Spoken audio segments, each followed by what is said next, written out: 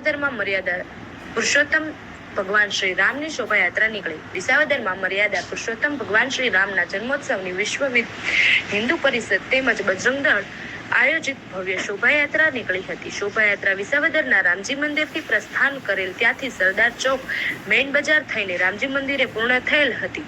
શોભાયાત્રા માબહોળી સંખ્યામાં ભાવિક ભક્તો જોડાયા હતા. રથયાત્રાનું સ્વાગત કરવા માટે અલગ અલગ એનજીઓ દ્વારા સરબત છાશની પ્રસાદી આપવામાં આવેલી હતી. ત્યારે બજરંગ દળ પ્રમુખ ફુલાણ વિકમા દ્વારા લોકોને હિન્દુ તહેવારોમાં એકજૂટ થઈને જન્માષ્ટમી, રામનવમી જેવા તહેવારોમાં દરેક લોકો ભાગ લેવા જોઈએ તેવી અપીલ કરી હતી.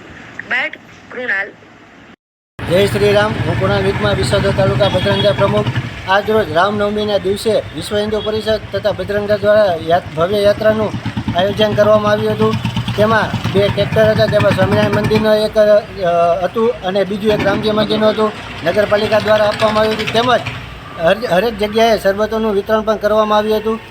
અને આ જ રીતે હિન્દુઓ ભેગા થાય તથા વિસાવદરની જનતાને ખાસ એક અપીલ છે કે રામનવમી જેવા, જન્માષ્ટમી જેવા તહેવારોમાં ભેગા થાય, એક દિવસની રજા પાડે અને સૌ હિન્દુઓ ભેગા મળીને આ પ્રસંગ ઉજવે તે રીતની ખાસ અપીલ છે. જય શ્રી રામ.